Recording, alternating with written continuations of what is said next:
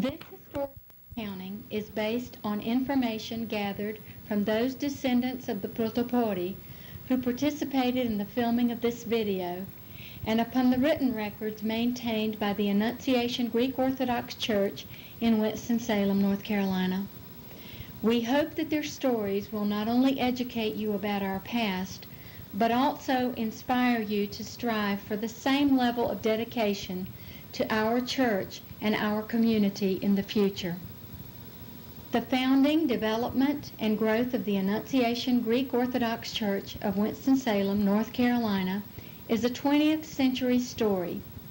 Like so many stories of immigrants throughout the United States, this one tells of pioneering, strong, and visionary Greek immigrants who, above all, wished to retain their religious faith, traditions, customs, and language.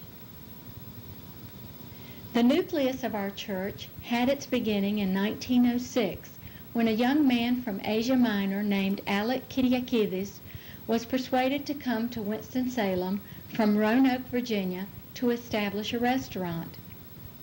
Kyriakidis recruited and employed a number of industrious, ambitious young men from his home in Asia Minor and from Evrytania, the Peloponnese, and the historical Aegean island of Samos.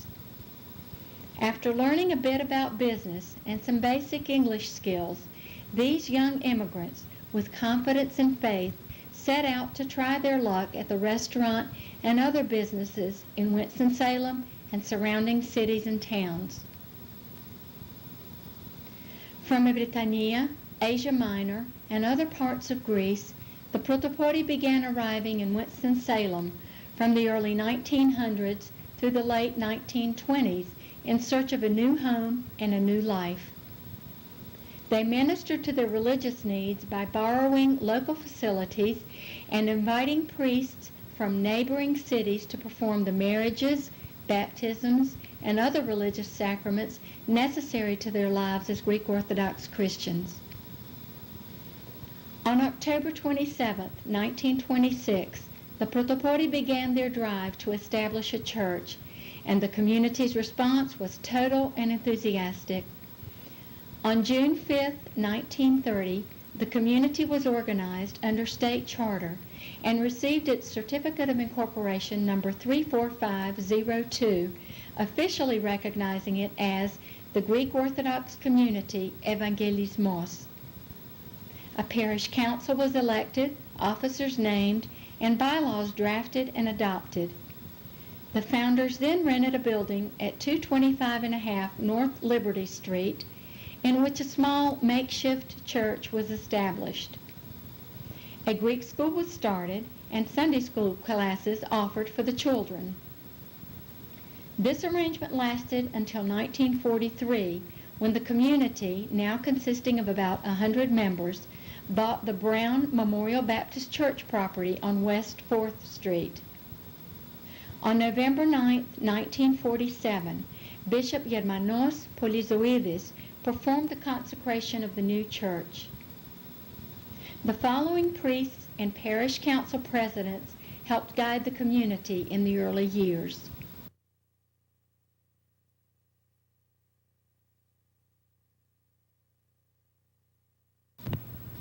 Although most of the Protopori, or founders of our community, have been deceased for many years, the stories of their struggles and triumphs are remembered by their children, who have been kind enough to share them with us. Following is a listing of these immigrants during the years 1906 through 1945, along with some of their stories.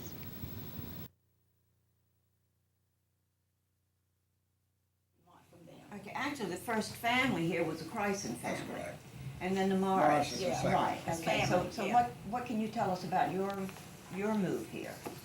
Well, There were no other Greeks, Well, right? see, Mr. Ballas was one of the first that My daddy came. was one of the My first, mother- he came after Mr. Crickety. my mother told me that And when he didn't get to remain Mrs. here Morris very and long. Mr. Morris moved to Winston-Salem, she thought God had sent an angel. She was here by herself a year and a half. No other Greek ladies, no other families, just her and her daughters. I was born here in 1920, my brother in 1918. When did They your came in parents come? 1917. When did your parents come here? Beg your pardon? When did your parents get here? Talk a little louder, 1917. maybe. 1917. Where did they live, Gus, you remember? Huh? Where did they live? Oh, hell. I don't know. The reason I ask is because at one time, They we all lived on East Street. Oh, yeah, well, That was the yeah, ghetto. that's later. John Gallons, then your dad, and then Tom Dentiste. My daddy always said he came over in 1907. I've got 1908. Captain Winston? Wow. He said 1907, it was 1907. That's what he's always told me. Okay. His And then who was this imagination is polite? not the way it is. It was we always went in there because Bill Ficus was in there, and Uncle Jimmy, and there was one or two other Greeks in there. My dad was there for a while. I can't remember them all. Okay, well, remember the Palace Cafe was kind of a. Yeah. That's sort of like, I think Uncle Bill might have been there. like the Grecian Corner probably now. Well, a lot of them worked there. They left there, and then they came back there. What year is this, John, you're talking about? Well, I was 6 years old, so I guess I was born in 28. This was 33, 34, right in there. And we walked by the Palace Cafe, and there was an ambulance in front. And they were rolling out somebody, and it was Uncle Jim. And Bill Ficus was right behind him. And he said, I said, what's wrong? What happened? He said, run home right now, tell your mother what happened. Your Uncle Jimmy's sick. Go ahead, run home right now.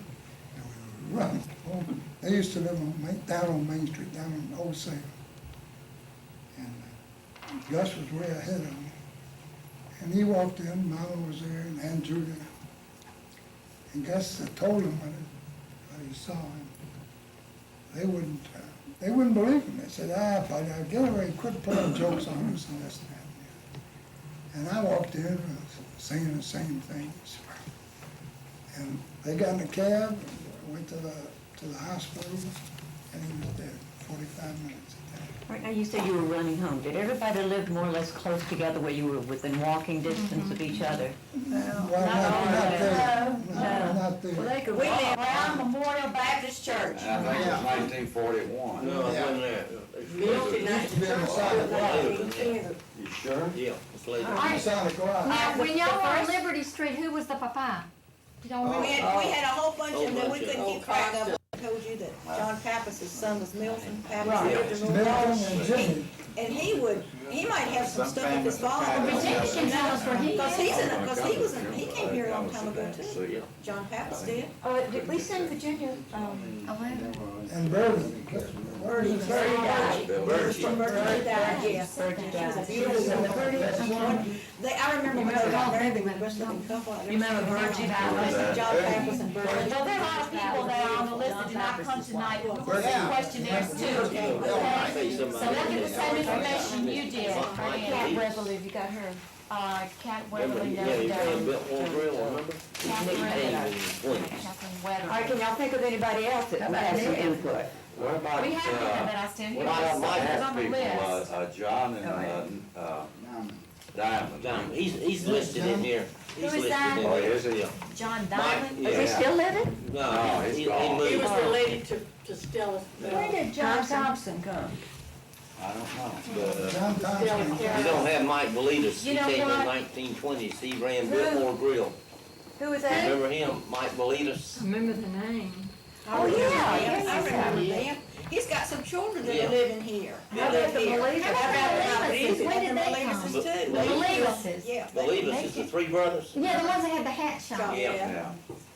When did Two they head come? shops, the How about the Diamond. Mavridis? They were here way, way Julia would know, back. aren't they Julia's uncle? Yes. Yeah. We don't mention the They safety. have them in here. Well, who was George Nichols with the I Nichols remember hat when shop? they came. Mm. That was the Glass's cousin. Glass's cousin. He had a hat shop? Had a got a hat band. shop and then on the jewelry store.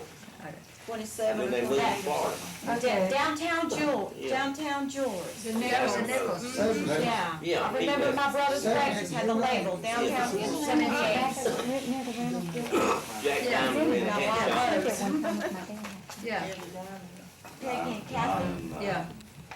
She was up this way not long ago. That's what Willis said, John, I was asking her about, Yeah. because my brother remembers. I had to go down there every She was day. in Greensboro. Bessie was here, but she My dad left. sent me down when there we- every day. Oh, okay. You know, this is, Let me see, Catherine, John Diamond, who else did we say? Diamonds. Belitas. And every day he sent me to the cigar store to buy his Molivas. baseball. M-O-L-I-V-A-S. Three places on Three, Coke. four, and, And the other one. What we're gonna do tonight, we have given you the questionnaire, and what we're gonna do is ask the one question and let you each answer in your own way what you remember of this particular. We're going to start with the first question. Describe the neighborhood where you lived, and let us know whether there were any other Greek neighbors that lived nearby. Yes, my name is Georgia Ballas Depper-Schmidt. And, yes, we lived in East Winston, did we all do? We had, at least 3 families, the Miss Morrises, the Charleses, and us. I guess that's it, huh? Y'all lived a long time ago. Anyway. live in East Weston for a while. Yeah, okay. That was it. Okay. Xenophon? The same question she said. Same question. Where did you live, and were there a lot of other Greek neighbors around, or? The first house I remember, it was on First Street, where now it's between, It's okay, no? I remember when you lived there. in, No. It's okay, so. you know, as you It was on go- First Street. First Street, and you hit the other street comes down, right there. Marshall. No, Broad? not Marshall. Broad Street? No, I mean the, Close. Burke. Oh, Okay, Burke- Broad, Burke. okay. The beginning. Yeah. And were there other Greek neighbors that lived nearby y'all, or were you about the only family? It was there, and my on Prospero Costales was close by there. That's the only ones that I That you can remember? remember now. Okay. Andres was on the other side. We'll let her I'm Mary tell Hodges Pappas, and I lived on South Green Street. And my mother and father bought that house when they got married in 1919. And eventually, Louis Hondras, who was my daddy's cousin, got married and bought a house a block up the street. And then George Gallons bought a house over on Broad Street. And we were the 3 right there at that time. So there were quite a number Yeah. around. Okay. John Pappas. The first house that we had was in Ardmore in the late 20s and early 30s. And there were no Greek neighbors at the time. Then we moved, my father built a house next door to his brother, Nick Pappas, on Washington Avenue. We lived there for 4 years, and then we bought a house on Hawthorne Road near Reynolds High School, and there were no Greek neighbors there at the time. I'm Athena Gallons, and I'm speaking for both of us. Augustus family, his mother and daddy got married in 1921, and they came here and they rented a house on Main Street from, anyway, and then they moved to Broad Street, and they lived there until 1945, when they moved to Carolina Circle, and they lived there till they died. And then my family, my mother and dad lived, I was born on Cemetery Street. I lived on Poplar Street, where I was baptized when we lived on Poplar Street. I lived on Broad Street, and when we lived on Broad Street, we lived near Sophia and Nick Pappas. And then we lived on Green Street, and we lived near the Molivases and John Pappas and Birch. And then we moved to Brookstown Avenue, and we lived near the Lambroses and the, no, it was the Padromuses and, oh, I can't even think, but anyway, that's, Then I moved back here in 1947 and lived on Broad Street, and then I've lived on Carolina Circle ever since, and that's it. Carolina Circle ever since. 42 years. I mean, excuse me, Kinley Circle, 42 years. Thank you, John, 42, senility. My name is Alda Morris, Catahiles. My mother and father came to America, came to Winston-Salem in 1916. They lived above Cressy's. Daddy had the Athens restaurant downstairs. And then he moved from there, and they moved to somewhere in West End. I don't know exactly where in West End. From there, they moved to 8th Street and lived downstairs in an apartment where the Chrysons, George Chryson had. They left from there and went to Salisbury for 6 months where I was born. Then they came back and lived downstairs in the apartment where the Chrysons lived. And then, I guess in 1925, we moved to the house in East Winston, cross street from the city hospital. Weston, oh, okay. Yeah, cross street from the city hospital. And lived there until we bought a house on Brookstown Avenue. And we had the neighbors. Mrs. Casparian was in our neighborhood. The Bollises, the Chalices. That's when you want this one. Yes. Srati and his mother and father and Mary lived on, I think that was over close to the train depot, if I'm not mistaken. Greenwood. And I think that's the only Greeks that were in that area. Quite a few. Sound all right, too. Okay. Hello, I'm Barbara Pappas Miletus, and the only house I remember was the one on Washington Avenue, but I think my parents did live on Main Street or something close by before they built the house. And all 4 children were going there except Jimmy. And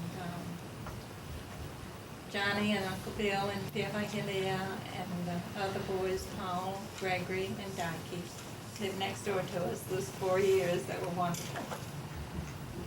And I stayed there until I went through high school and then went on to nursing. Would y'all mind speaking up a little bit so the sound will pick up in the video? And that's it. Pete? Well, I was born Stratus Peter Politis, 1925.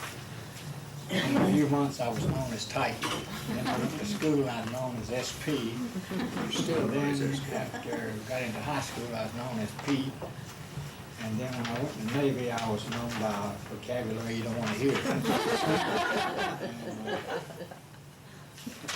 My mother and father lived on Greenwood Avenue, and he ran the restaurant in the railroad depot at restaurant there. And then they moved from there to Lockland Avenue, and he operated the Eli Cafe, foot of the Hawthorne Road, but below the Baptist Hospital, called Eli Cafe. And as far as Greek families being near us in Ardmore, I can't think of any, except John's parents. That's right. Westfield, or one of those streets over there off Miller Street. Hawthorne. Or off Hawthorne. There is a West over in Ardmore. Yeah, it's a Westover There's a Westfield too. Yeah. Did you live on Westfield? Yeah, I lived on Westfield. Westfield. Right off of Miller Street, yeah. Yeah. And when we lived in East Winston, I believe Angela Boss on Claremont Avenue, and your mother, and Andrew Chalice. yeah. It seemed like I remember calling him Chickless. Chickless in Greek. It was Chickless. And Mary lives in Texas now somewhere. In Houston. Houston. Andrew's passed away. Okay. That's just about it. Didn't somebody Vivian's live up there on Lockland Avenue? My Who? Vivian's Yes. that lived Was up on married the to the corner. Borellises. Borellis, lived yeah. on. They don't live here anymore. Y'all try to speak up some. I don't I know the Paul. The safest is living there. You all lived in there? The safest is lived up on Hawthorne Road. They I lived know. on Spruce Street when they first came here. And then they lived on Hawthorne. But they Okay, can't. let's go ahead. Let's just, Steve Hodges. I ain't got nothing down, that was, but just tell us if you mind, porque es que por menati que I arrived in Winston-Salem in 1928, in November. As a matter of fact, it was 2 days before the election. President Hoover and Smith. Next, we lived in a rooming house on Broad Street, not Broad Street, excuse me, on Trade Street between 2nd and 3rd. There was all G-men in it. Like, they're all gone. Ambrose, James Ambrose, he got a son in Greensboro, Bill.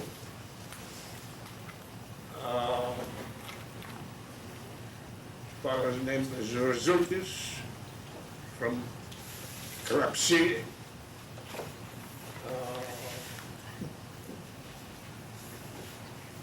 Some other, poor man George Javelos, Steve Poulos. There was and y'all all lived in one boarding house? There were There all a of lot that. of you. And my brother George and I. And from there, I went to Greensboro. I worked in the Mango's restaurant for about 6 months. From there, I went to Canton, North Carolina. My uncle, my mother's brother. Stayed there for about 1.5 years. From there, I hit the road for Washington, D.C. for a while, New York, 2 or 3 years. And when did you come back to Winston? Ma'am, When did you come back to Winston-Salem? come back to Winston-Salem to stay, Uh-huh. when was it? But, last time. yeah. But, And he's been here since 50, When we came back. today. 53, I think. 53, yeah. 54, 53, 54. Okay. And we lived in an apartment on Westdale. We got a house on Redwood Court. And then moved to where I'm at now. 3770 Will Scarlet Road. Okay, so that brings us up That's it. to date then. Very good, thank you. You're welcome. Nick, Okay, say your name first. Nicholas Gus Candaras. I changed the T to a D. It just sounds better, Candara rather than Cantara. And now, my mother came over here in 1920. She arrived in New York. Whether it's Ellis Isles or not, I don't know. Dad, I don't know when he came or where he came. But now, they were married in Richmond in 1922, in January. When they came down here, I don't know. But Dad was in the Army for about a year, from 1918 to 1919, and then he was discharged. The war was over. Now, I was born in 1932. My sister was born in 29. We lived on a house on Liberty Street, across the street from 23rd Street, and there was a bakery there. I think they made Rawls, Dixon, and other goodies like that. And Dad, his first cafe was in a converted chicken coop that Mr. Tice cleaned up, put a table in, a couple of tables, a stove and all, and he stayed there several years And for some reason or the other, he decided to go to High Point. Why, I don't know. But this was, I think, probably before we were before Cat and I came around. But they were back in Winston-Salem. This time, Mr. Tice had a 3-story apartment house on the corner of 23rd and Liberty, and there was a very wide staircase there going up. So he went and partitioned off the steps and had Daddy another cafe up there. And Dad moved in there, worked it, and then meanwhile he tore the chicken coop down, Mr. Tice did, and built a nice brick building, which he named the Liberty Luncheonette. And I came along in 32, Cat in 29, and I remember we moved to a 2-story house at the end of the playground on Fairview School. And I remember I was in school because I'd walk right across the street to the school. And then later on he bought a house over on 22nd Street. And we lived there. He had a stroke. No, he had blood poisoning, a case of blood poisoning in 39, and that he had to sell the cafe up there. And then when he got better, he and a partner, an Americano named Joe Argo, opened up a sandwich shop on Burke Street. If you know, what is it, Gatsby's now? There's a small place right behind it. It was the Alexander Lunch in there. The war came along.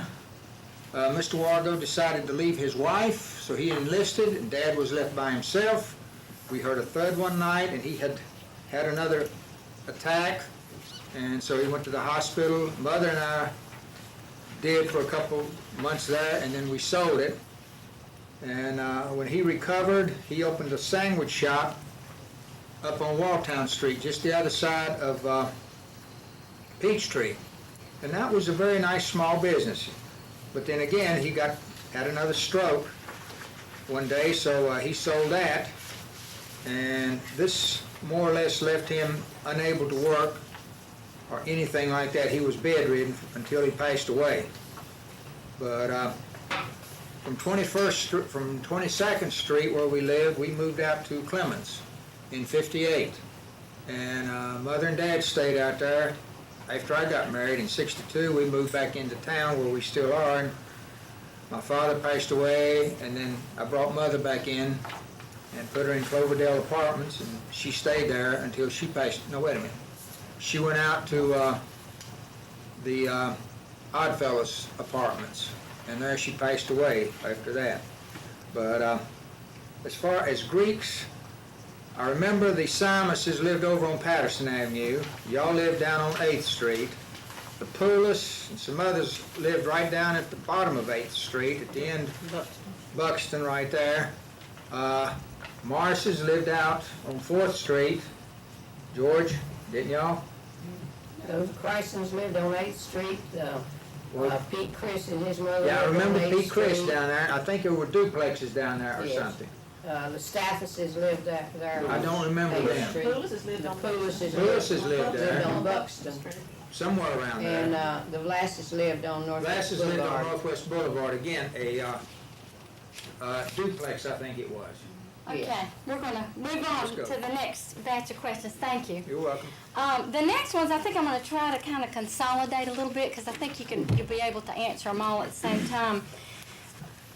I'd like to know where the church was located, and what you remember about it as far as what organizations there were in the church, the choir, in the HEPA, anything like that you might remember. And tell me a little bit about the life in the parish, how you celebrated holidays, name days, whether y'all got together as a community, if so, when.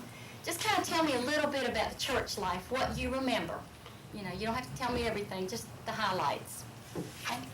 Okay, the first church we had here was, I don't remember the year, but it was in an old building upstairs on North Liberty Street. And it was like almost a 2-story, it was huge steps we had to climb up. American Express. I needed an escalator. And we had 2 sections. One section was the church, and another section was a huge hall where we conducted any kind of parties or weddings or whatever. And the yeah, Iconostasio is the same one we had there that we have moved from church to church. Really? So Yeah, I was think this it's one in that church as well? Yes, it was. And, It was a hall. No, huh? I don't think so. The one we've got now is the No, one it's that we one bought Nah. when we went in 48, isn't it? Came from It came from North Liberty Street. When we went to 4th Street, we used that one at the very beginning. Oh, at the The very one that was beginning. at Okay. Liberty Street, and it built onto it, or to be right. Okay, I remember adding Just to it or added to something. it. So they Yeah. added to it, okay, that's interesting. And I guess we had the HEPA, the Kappa organizations, the men's organizations. And what was the Kappa organization? My daddy belonged to it, but I don't know what it was. Or maybe somebody else will know a little bit It's more on the about order it. of the helper. Okay.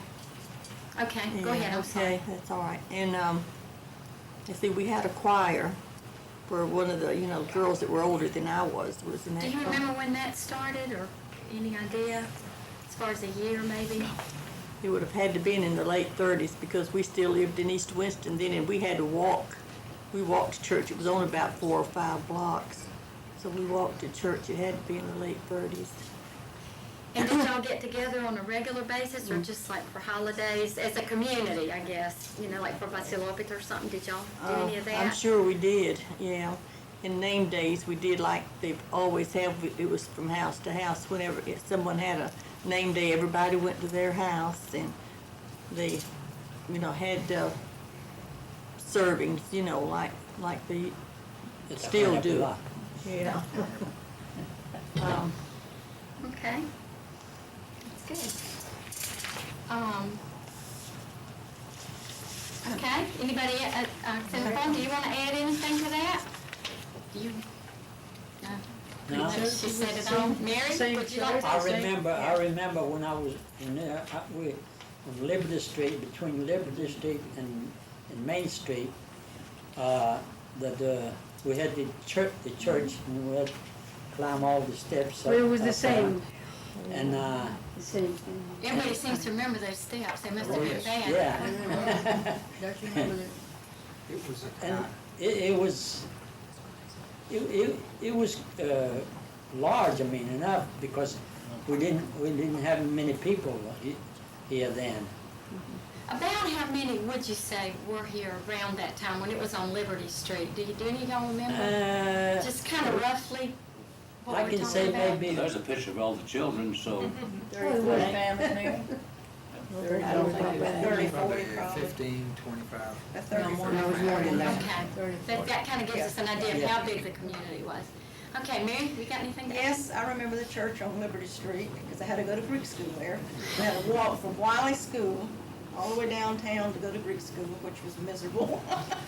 But anyway, we had 2 sectioned off, one was the church, and the other was a hall where they had, Greek school, and we always had parties, dances there and stuff like that. And I always had a big event for March the 25th, for Greek Independence Day. And all the kids, we had them say pimata, little poems. And the eloquent one was Dorothy Morris. Dorothy was very fluent in Greek, and she'd say a poema that went on forever, which was beautiful because she did it beautifully. And everybody, all of the parents sit there with tears streaming down their eyes, remembering Greece as it was when, back in those good old days. And I was married up in that little hall up there at that time. And the first choir that started was Mrs. Kachikas that had come up from Florida, and she was married to Louis Kachikas, and she was the pianist. And the choir members at that time were like Anna Chris and probably Mary Safest to her sister, and Irene, and Mrs. Simas. And then Mrs. The pianist was going to have a baby, so that they sort of disbanded because I think Anna Chris was expecting too. Well, I stepped in as the pianist I was like 15 years old, 14 to 15 years old, because I was the only one in the Greek community that could play the piano.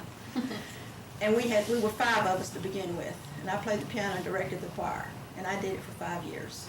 And when I got married, my cousin Sophie Harness took over. But we were there every Sunday for choir, and then we had a rector that came, Papalandros, who understood Greek and spoke Greek, and we were crazy about him because he was so different from the other ministers that we had. You know, because the rest of them couldn't speak English. You mean he spoke English? He spoke Okay. English and understood English. Okay. And one Sunday a month, we used to go to Greensboro and do the choir. You remember that thing? And he'd take us, he had a big Cadillac, and so there was only 5 of us. We all fit fine in his big old Cadillac, and we'd go to Greensboro. And we'd go to High Point sometime. Yeah, on Mother's Day. Yeah, yeah. So that was the remembrance that I have. Okay. The name day parties continued. Tales on a Presbyterian. Here in Winston-Salem, everybody would go to each other's house. I mean, long after I got married. I remember visiting Mary's mother every year. I mean, it was a ritual. But then later, in the 70s or 60s, we started having name day parties at the church. And as many as 10 Gus's or 10 Johns would get together and have a big party at the church, in the church hall. And that was a lot of fun. That you were talking about what we did for entertainment. Yeah. And then we did the older young people, married people, would have parties in the church hall. And we had masquerade and costume parties and things, and for entertainment. And that was about what we had for entertainment in those days. Big receptions were held in, there was a grill or something in the rental That's where mine was. downstairs. My wedding reception room, downstairs. So you used to rent that out and have your social functions there? And then at the Robert E. Lee, it was the, what was the upstairs? The rooftop, that they call it, the Balinese rooftop. And there were parties there, and then the ballroom, a lot of wedding receptions were held in the ballroom of the Robert E. Lee Hotel. Reynolds Building.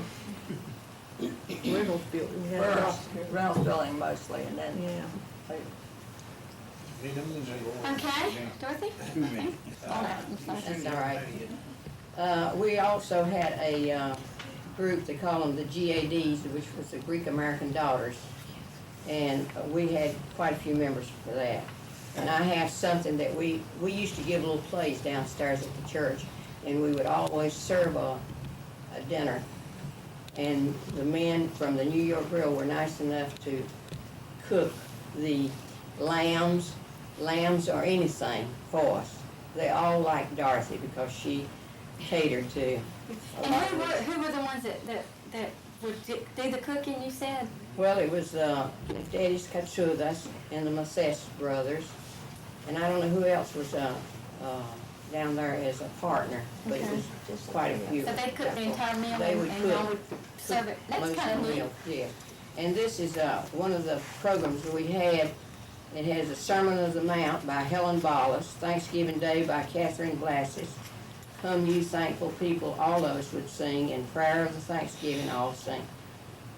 We had a quiz, and Lou Karras had that. America the Beautiful, all would sing, and then Dorothy had the Thanksgiving poem, always a poem for her, Dot Morris, and Thought for the Day was, and the prayer was by Eva Lambros, and we were accompanied by Thelma Pappas on the organ or the piano, whatever we had. We used to have those at least once a month for that. And I have all of the poems that you were talking about that Dot was in, that she had. Also, for the March 25th. And also on March 25th, they did have a big to-do. There's a Mr. Kumbarakis that would always give, even the board of aldermen, or the board, whatever they were at our church, they would ask the school children different questions as to what we learned for the year. And I remember Mr. Tassoulis, which was your uncle, your mother's uncle. He had a candy kitchen on 3rd Street, I think it was, and he would always wrap us up a box of candy, either chocolate cherries or something, and give to every student that was going to the Greek school. And Mr. Kumbarakis would give us either 50 cents or a silver dollar. to everybody that was in the Greek school. And also Dot was in some plays. And I've got the program for the play that Dot and Sam Pappas, Mr. Mike Pappas directed it, and it was held at the Colonial Theater. And we had two plays, and they were always a big success. And I've got the People would Yeah. come from Greensboro and Winston-Salem. So the communities interacted a lot that Yeah, way. They yeah. did go back and Yes, forth sir. and. All these poems that Dorothy read, did she compose them or did she just find No, them random? they were about Greece, and they Okay. really did make some people cry Yeah, because, you know, I'm sure, they hadn't been over here that long. Yeah. They still missed it. yes, Well, they knew what they went through under Turkish rule. that's right.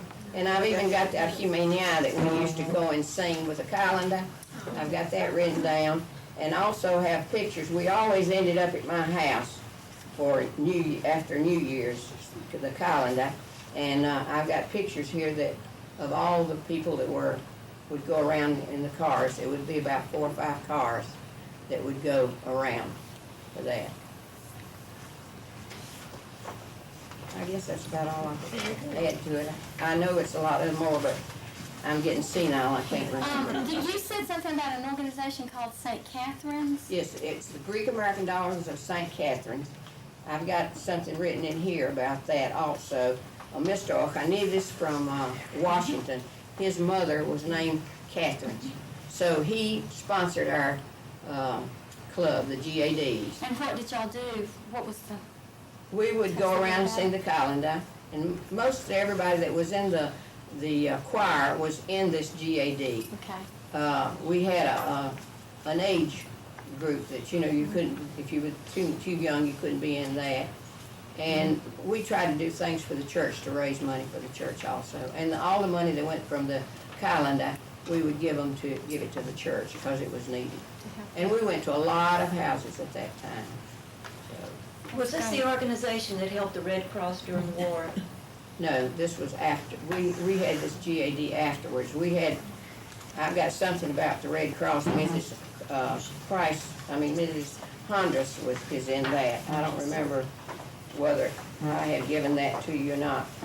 I also had the New York minister, new pastor of cities congregation, and that's Papalambra.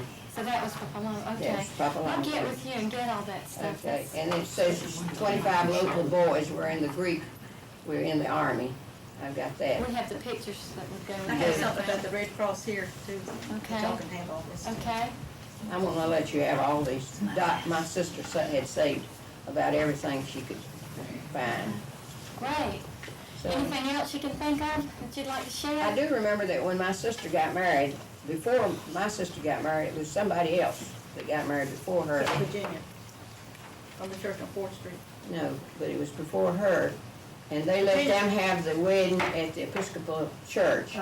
When Doc went to try to get Polly, Anna Chris. okay, when Polly went to get married, she asked the Archdiocese to let her have the Yeah. church somewhere else because they had condemned our church Yeah. really on Liberty Street. And they said, no, you go to service there, so you're gonna have it there. Same thing happened to me. My mother wanted me to get married Yeah. in St. Paul's also. And Okay. I remember a Mrs. Poulos. No, she's not Poulos. She's Aliki. What was Aliki's last name? Janice? Pappas? Chamis. She was a Chamis. Aliki Chamis. Yeah. She got married, and she got married where above mother and daughter. And mother and daughter at that time was on Trade Street. On with the Oddfellows Oddfellows. Lodge, Yeah, I remember that wedding. Okay. Barbara? Well, to add to what August said, we used to have picnics, and the whole community would come along with High Point, Greensboro. We'd go somewhere that Chimney in the Dale. It was Chimney in the Dale on 2970 in City View. In City View. I remember the car going up the hill, and I was scared. But that was a lot of fun, and I too used to walk from Central School to Greek School to Cafe. How long was the Greek school? How long did the classes last? Every day. And for an hour? For like an hour? From 2 hours, from 2 to, no, it was from 4 to 6. After work from American school, we'd go home. Straight to Greek school. I would walk all the way from East Winston to the church. It was over a mile. And at that time, you know, money wasn't as plentiful as it is now. And Mother would give us 7 cents to ride the bus home. But we would stop at Cressy's and get 2 cents worth of peanuts and 5 cents worth of those hard sour balls. And if it started raining, we were in trouble. Okay. We did have the Daughters of Penelope, and I joined it in 1952. And Thelma Pappas was in it, and Mary Chamis was our first president. Okay, Beulah and Mary Bambelis, I believe, were on there. And that's about it. That's it? Anybody else? I'd like to know, when was this Could church y'all on, just keep it down for a second, when please? was the church on Liberty Street organized? What year? 1926. We think it was 1926, as best we can determine. The reason I ask is that when we lived on Greenwood Avenue, I was born in 25, and my mother said that her duty was that her child was supposed to be in church. And there wasn't a church, she said. So she found out that Freeze Memorial Moravian Church was a church. So here she trots off carrying me to the Moravian Church. She's sitting in there and can't speak a word of English and listening. And then when everybody got up to leave, she knew, well, it's over with. So she picked me up, carried home. So she did her duty by putting her child in the church.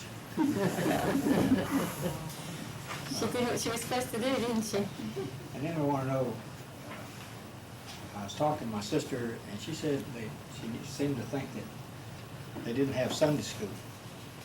We didn't. You didn't have Sunday school organized? We had Sunday. Did y'all just go to the liturgy then, from the beginning to the end? This- Okay. this And you is sat with your parents? Oh, yeah. Just sat with your parents? 1939.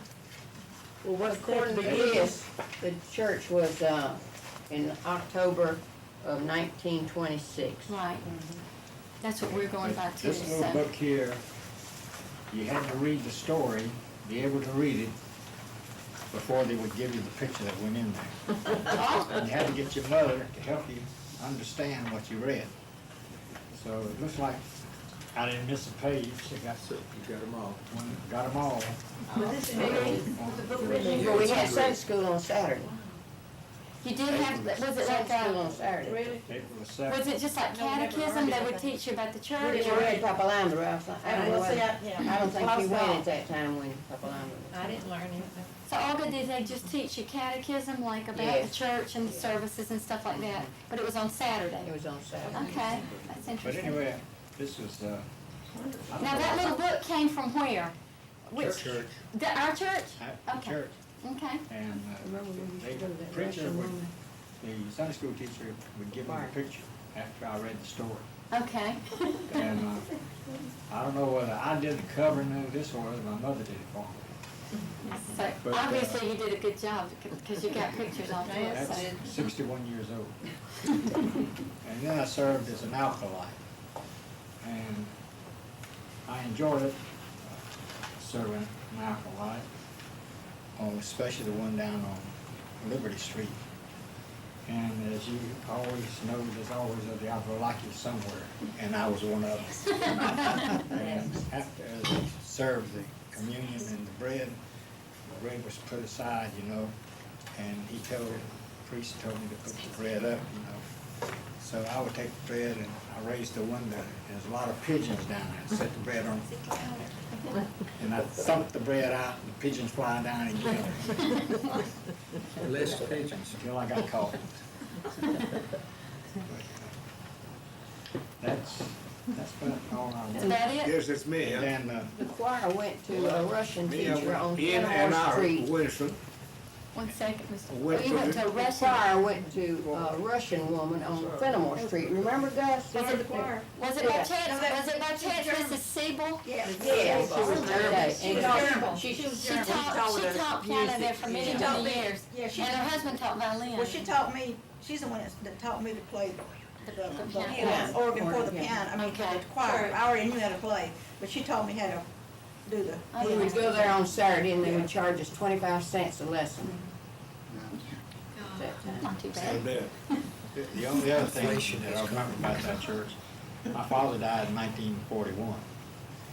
And that church, he had about 25 or 30 steps to go up. Then you had to open a door, a little landing, and another 15, 20 steps to get up in there.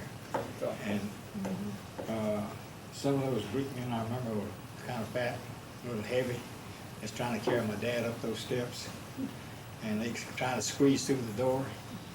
And I was sitting there wondering if they're gonna drop it. But they got through with it. That's good. I'm glad there were no accidents there. Okay, Mr. Hudson? Me? In and out of Winston. The first time I went to church over here was the minister was a professor at Duke University. Do you remember his name? Bacchus, I think was his name. And the next time I was down here, it was at Pater McGoody's. The one that had The picture. the man with the wife. two daughters. Oh, Pablo. He had nieces. His nieces, Pablo. Yeah, Pablo. He left from over here, went to Cicero, Illinois. Yeah. We had I came down here and we had a big party at Tourist Village. You all remember that place? Tourist Village. Yeah. This street. Going towards Greensboro, you go down the hill, down by the hospital. That was a chimney in the dale. Other side there. Chimney in the dale. Yeah. That was chimney in the dale. That's where they had the big shindig. They had a Victrola and that was it. And everybody. You don't need anything else. And I met the minister, I forget his name now. He was in Australia. He was from here. He went to Charlotte. Palabra. Me and my brother George, we met him in Athens, downtown in Athens, walking one morning. And I haven't seen, of course, I haven't seen him since. But the church, we have to, whenever a minister was available, you get one for a baptism or for a wedding or a funeral or what have you. If somebody, that was it. Okay. But Anything else? I remember my brother and I, we used to have an old Plymouth. We go from here to High Point. It took 5 quarts of oil. We had a cigar box. It was a Cinco cigar box.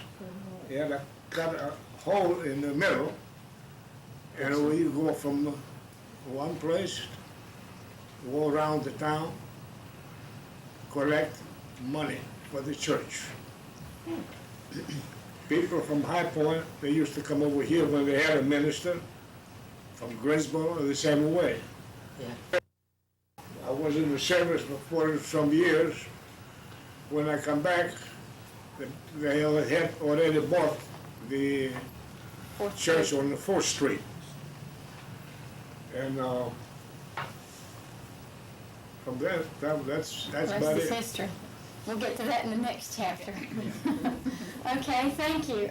Nick? You're welcome. Anything else? I can't add too much to that. I remember the church on Liberty Street, like they said, the steps, Oh, yeah. and I remember the choir, but I think I said the Patermon there sometimes during the services, and I don't remember who said the Pistevo, but somebody, different ones. But that's about it. And plus, Didn't like, we have men sitting on one side. Men sat women on one the other. side, the women sat on the other side. We were very Yeah. much, Very segregated. segregated back in those days. Yeah, for a long time. Yeah. Like they did in Greece. Yeah. Okay, thank you. That's it. Anything else? The next one's a little bit hard, but if you don't have anything to say, just say so, we'll move on. What's your most vivid memory of the parish, of growing up in the Annunciation parish? Well, we were drawn real close together. I think we were just, you know, we looked forward to everything because we never did very much. So every time there was a wedding, we knew everybody was going to be invited to it. If it was a baptism, it was the same thing, and just something we always looked forward to. Okay. So, strictly in the community. So far? Do you I have anything? remember that when I came here, He came in Every- 1827, you know, and then. how many, I'm talking about the latest, huh? Oh, no, they don't talk about the first time. Well, then I was a little boy then. Do you remember anything in particular about the church, about something that happened that you remember real clearly? Well, we had a hall down at the Liberty Street. Yeah. Liberty Street. That's the. Oh, I remember that. So you remember that? Okay. That's, And then on 4th Street, when I came back from Greece. Okay. Mary? And Well, of course, since I was born here, I go way back. I remember us being a close-knit group. We were always visiting, the families all the time, and our house was always open. I remember having company all the time at our home, because we had a large backyard with fruit trees and grapevines that my grandfather had planted, and people used to love to come and go in the back and sit in the, you know, out in the grass. And I remember how hard, you know, the people work here to try to, you know, get money to build a church. And I remember going with my mother, we used to go to Danville and High Point and Greensboro and Fayetteville to sell tickets to have a dance to raise money. And the people that used to drive the cars used to be Nick Pappas and his wife and Charlie Chiris. I remember, you know, doing that. You know, everybody pulled together to try to make money. A lot of hard work. And we did socialize between those communities. Danville, Virginia, we used to go there, and they used to come, you know, to our dances and weddings, and we had a good time. Okay. Yeah. John? We did have a good time. It's unanimous. Dana? Gus, Well, anybody? I just remember that this was always a working community, that everybody was always amazed at how the community stayed so close and worked so hard. And it was never a lazy community. Good priests, bad priests, working priests, lazy priests. This church always succeeded and always will, I think. Okay. I can remember on Good Friday when they would have the Epitaphium, Mm-hmm.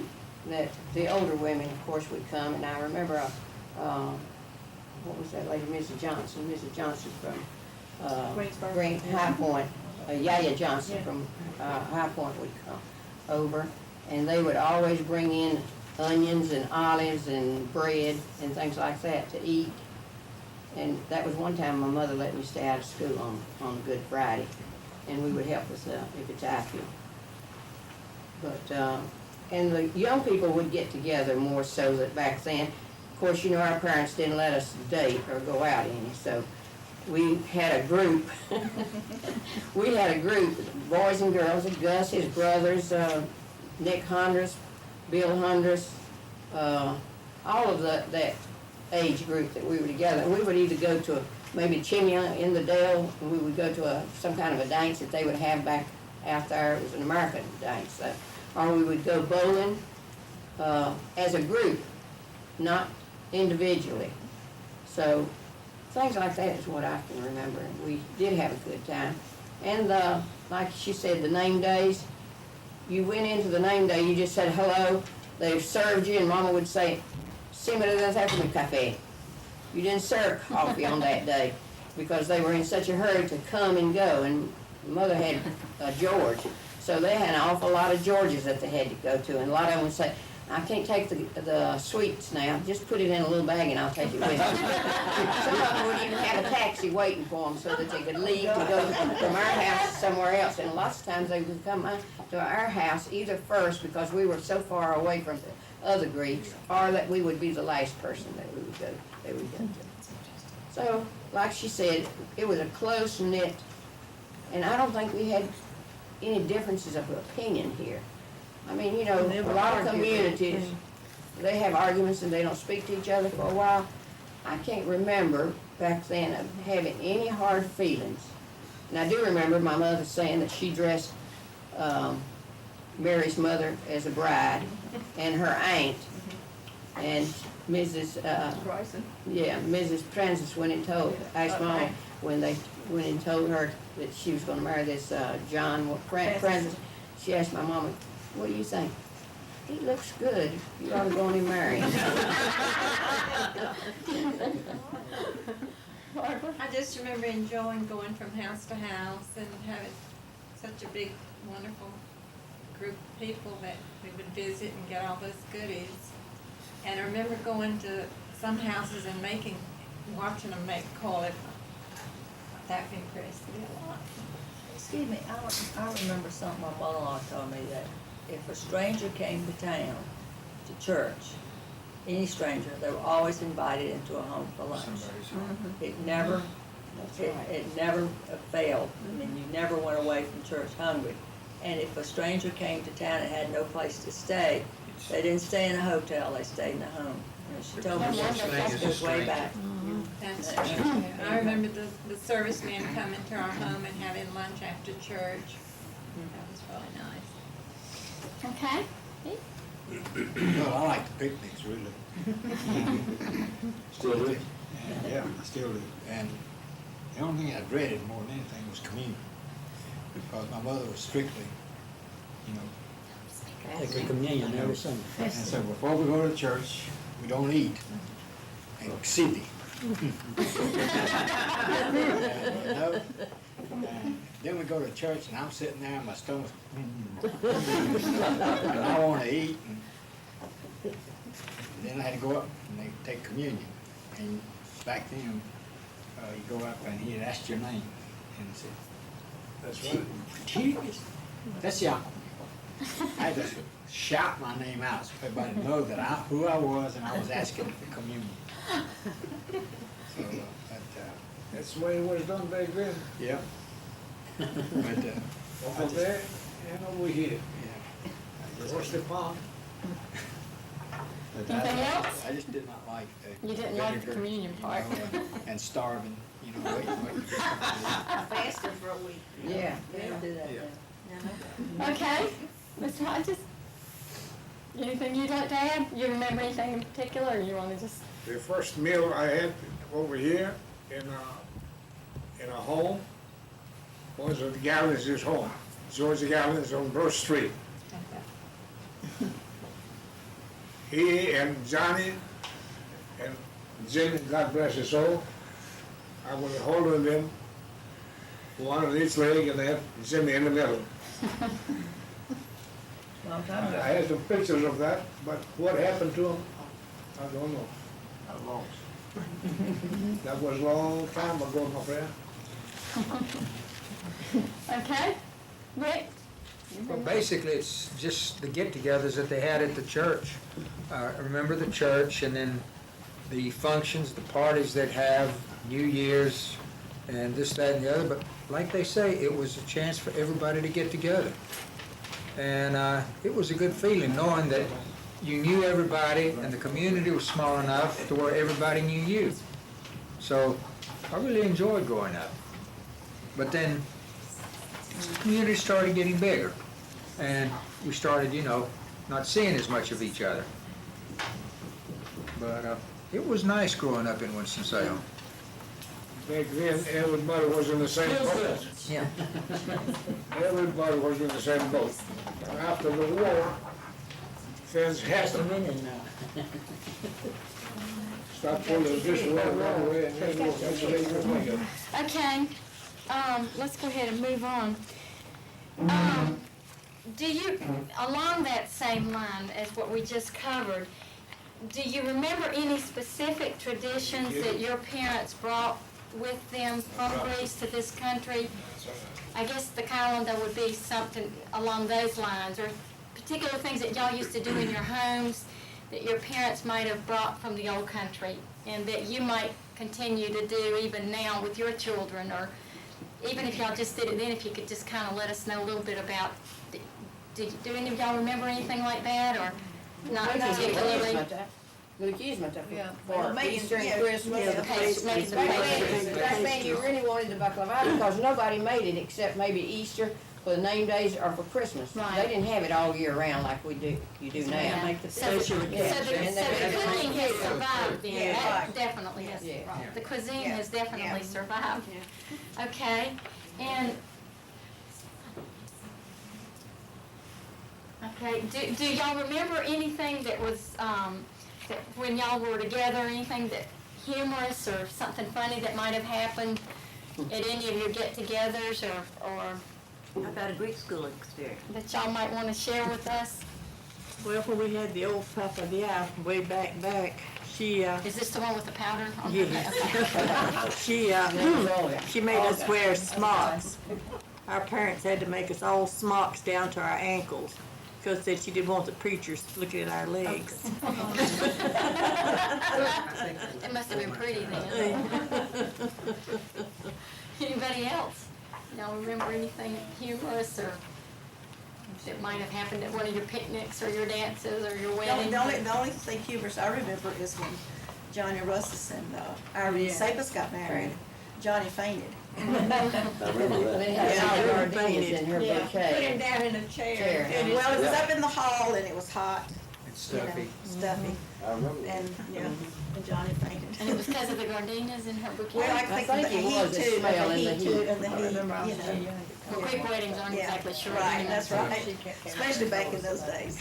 And I remember wrapping those care packages and sending them to Greece to our cousins Yeah. and all. And I learned when I went to Greece that Daddy had sent a horse. A horse? Because the horses over there, I guess, were so small. He had a horse sit over there. Wow.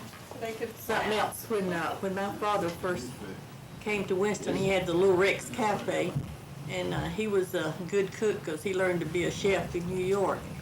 And he went to, we had a vegetable, Garden?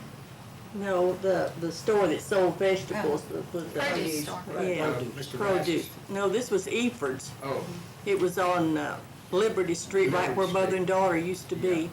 And he went up and he was gonna order some celery, get some celery, and they had never heard of it. So they had to have it ordered from New York, and evidently they didn't even have celery here yet. People didn't even know what it was until my daddy started ordering it from New York, and then it flourished in town. As the church continued its ministry, several other organizations, including AHEPA, Sons of Pericles, and the Greek American Daughters St. Catherine Society, were formed to serve the community in various capacities. The women of our parish worked alongside the men to provide whatever services were required of them in the establishment of the community. The Prostasia chapter of the Philoptochos Society was started in 1935 as a service organization within the church, and the following women protopori served as its presidents during the early years. 1935, Amarisa Sapos. 1936, Helen Chamis. 1937, Catherine Poulos, Sophia Pappas. 1938, Chrysula Hondras. 1939 through 1944, no records found. 1945, Virginia Christou. During the years from 1941 through 1945, many of the men from the Greek community in Winston-Salem served in the United States Armed Forces in World War II, as their predecessors had done during World War I. By the conclusion of World War II, Greece was severely war-torn, and many Greek men came to America to find jobs and earn money to support the families they had left behind in Greece. Their ultimate goal was to save enough money to bring their families to this country. As these families began to arrive in our community, there were different challenges to be met as they assimilated into the American culture without losing their Greek heritage. Here are some of their My stories. name is Jim Thomas Mathis. Thomas Mathis. I was born in 1930. My father, as I understood, he was telling me, came here in the early 20s. I was the second born. He got married, around 1923, 24, approximately there. The firstborn died of meningitis. I was the second born. Okay, my dad was going, every 4 years, he was going back and forth. He made 3 trips up to 1939. I remember very little, without my daddy being there, growing with my mother, and a lot of us didn't have fathers, all they were here, so there was nothing unusual. And 39 came, 1940 came, so the war started with Italy, at the time was with Germany, and Daddy locked Sorocan in Greece, because you cannot. So I know my daddy says 1939 till up to 1946.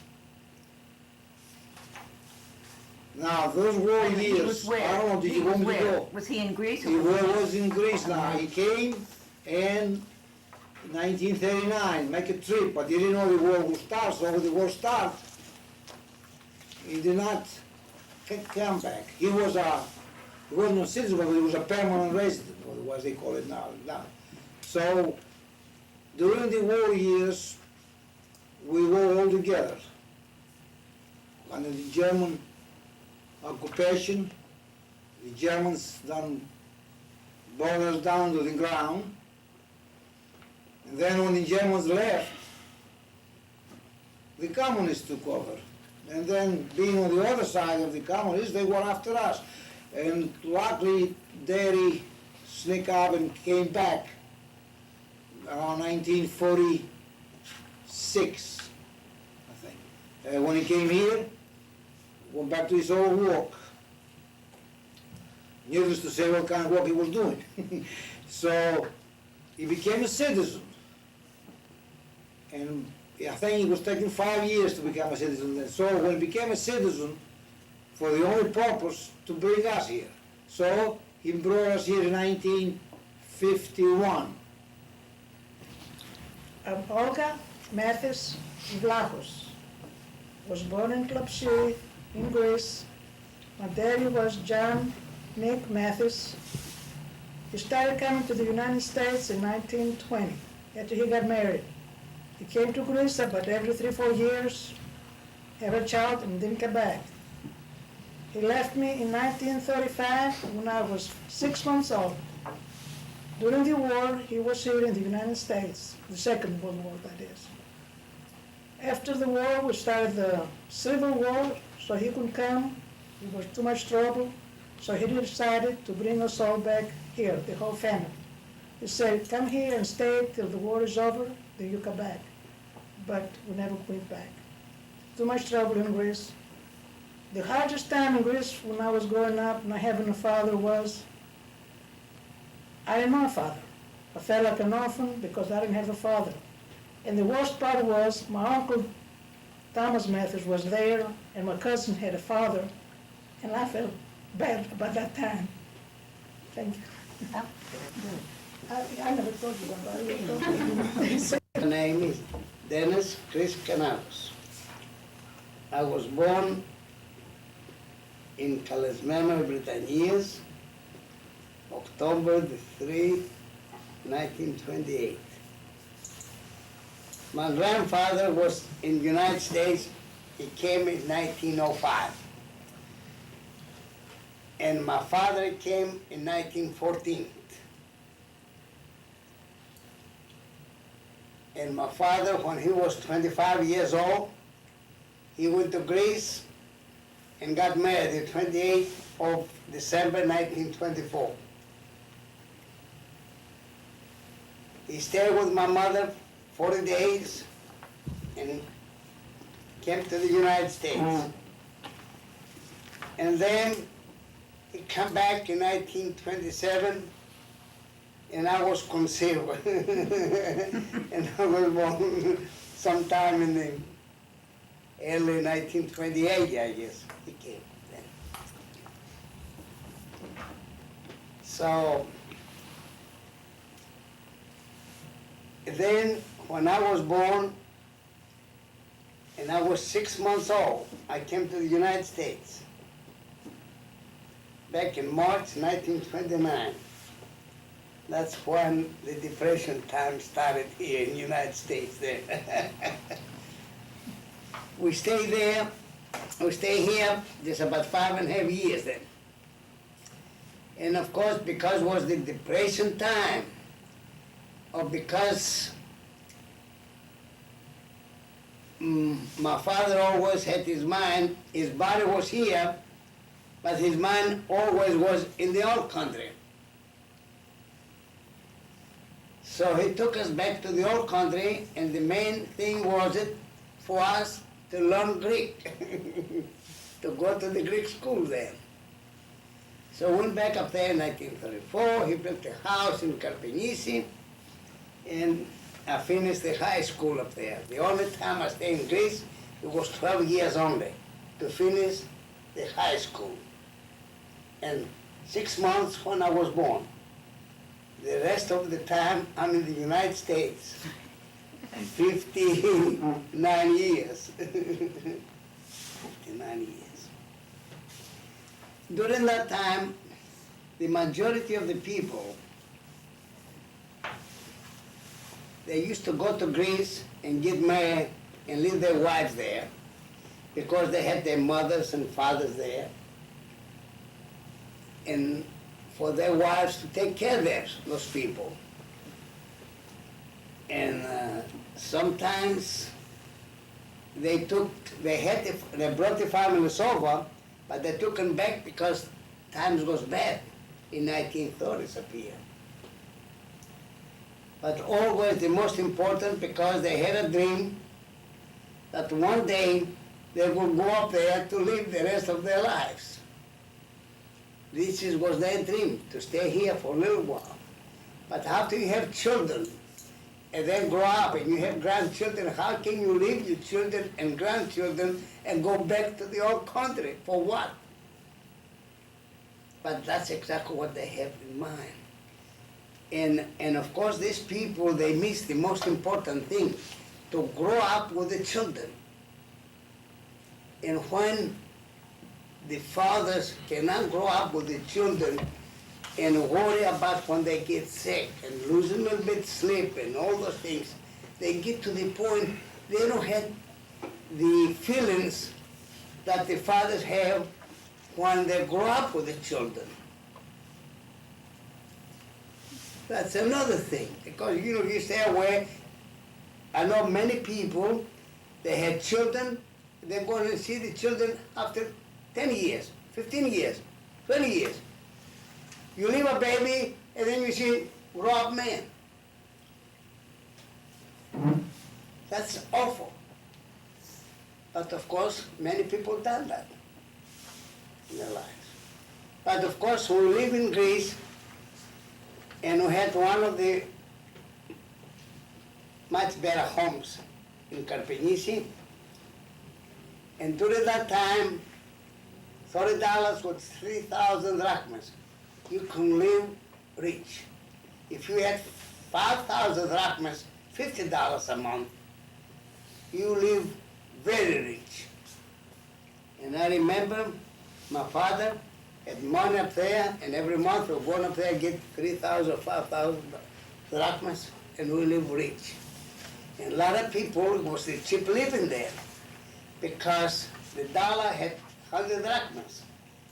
And you supporting your family now with $30, you know what I mean? This is very good. And that was a good experience. And back in 1930s. And of course, that was injustice for the children, because I had to come back here and I had to start all over again.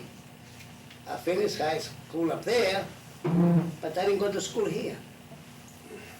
Not even one day. I had to go to work and wash dishes. You may go any farther? No. Yes. Okay. My name is Manuel Kranis. I was born in Portillo, the village of Club City, in the province of El Britania, and 23rd of October 1934. I'm the child of, the only child of Efrosinia Chris Kranis. I grew up at the village, and we were living with my grandparents, as it was a custom at the time. I never knew my dad prior to coming to the States. And this was in 1946. Growing up at the village of Club City was very difficult times. The times that I remember, it was during the occupation of the Germans and Italians. And it was during the hard times. We went through a period of famine. Deprived, a lot of families were deprived from food, and the conditions were pretty bad. And finally, in 1944, Germans destroyed our village.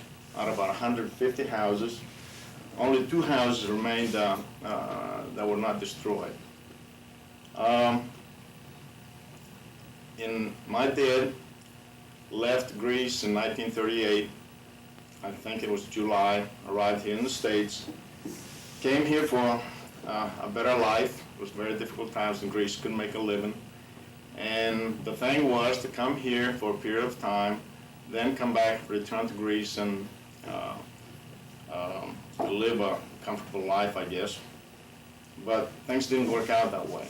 The war started here, and of course he was, like a lot of people at the time, he came here under an assumed name, didn't use his own name, had to mortgage his dad's land there, and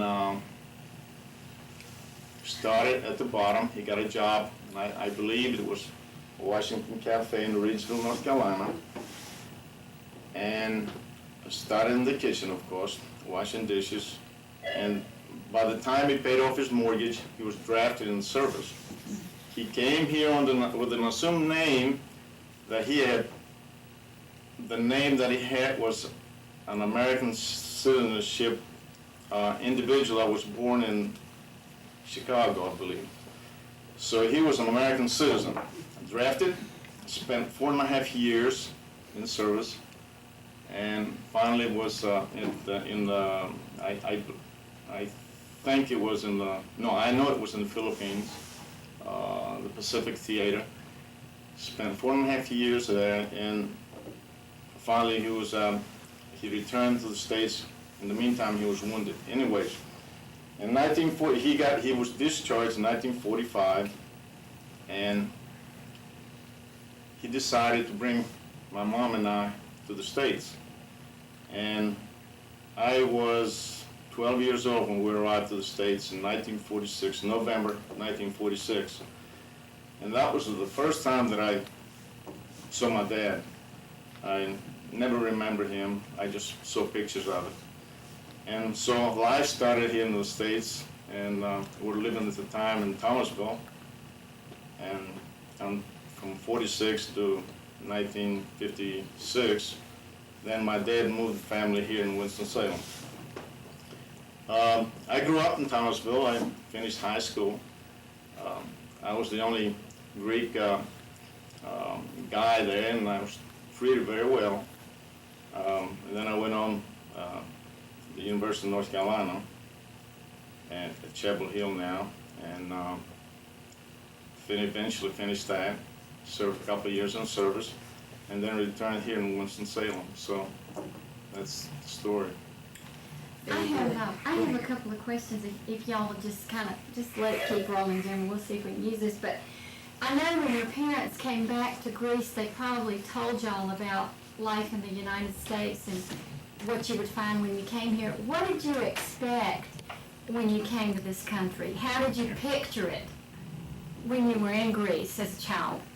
What did you think you were going to find? Just one at a time, one at a time. Our picture is very, he painted with, I mean, like a paradise to me. It looked like it. He says he was telling me about I never seen a movie in my life, you know, till then. Was telling me how he seen the movies, how they see the circus, you know, how the people throwing from the ropes from one to the other. And I just was amazed, you know, 9 years old, you haven't seen anything yet. You know, and then it looks like to me it would be, streets would be paved with gold, you know. I've heard that. That's right. Yes, but since then the impression is not there, you know. Which I'm not complaining. Well, my grandfather was here, and he would tell stories. He was up in Philadelphia area, and I think he saw quite a few things happening around with the gangsters and all that. He would explain some of that, but the thing that I remember was, he says, when you go to the States, don't forget to get some pancakes. He loved pancakes. He was missing his teeth, and he was always loved pancakes. And when I came here, I told my dad I like some pancakes. And well, he said that it's a country that I would love. And I was just a kid, you know, 12, not even 12. I had my birthday coming over on the boat, and he sort of I had a fantasy about cars, and prior to 1946, I never went out of the Horio. I went as far as Capinici, but that's it. Actually, Never went there anywhere. was nothing, Never there rode was nothing in a there, car. right? Right. There was nothing there. No, and that was my first ride from Horio to Athens. But obviously, whatever he told you made an impression, though, because you No. remember it. What did you say? He would. I didn't see him I grew up with my grandfather. So anytime we'd go someplace, he'd say, you know, when you go to the States, you know, you do this and what have you, and they have some nice roads, fast cars, and they have some beautiful, you know, movie houses. I didn't know what a movie house was. And some of the good things in life. And the one that impressed me most of it, up to date, you haven't got out of my mind, was the St. Valentine's Massacre with Al Capone and Mr. Roboting Gangsters. And up to date, I'm hooked to it each time I come on the TV, on the History Channel, and go back to it. You know, I remember all those, like the Prohibition era. It was how the drugstores, you go to the drugstore and they give you a cup of coffee and had a whiskey in it. You know, instead of coffee. You know, this so kind of a speakeasy as they used to call it. You know. I remember that impressed me more than anything else, the Prohibition and the gangland. You know, it was kind of The crime scene fascinated you. When I went to the first grade in Greece, in school, the teacher did not pay attention to me. I can He imagine. thought he was American boy, he don't speak no Greek anyway. So my mother goes to the teacher and she says, you don't give no homework. He says, το παιδί σου δεν μιλάει ελληνικά. Your child don't talk Greek. He says, he talks only Greek. He talks only Greek. Nothing else. And everything like that.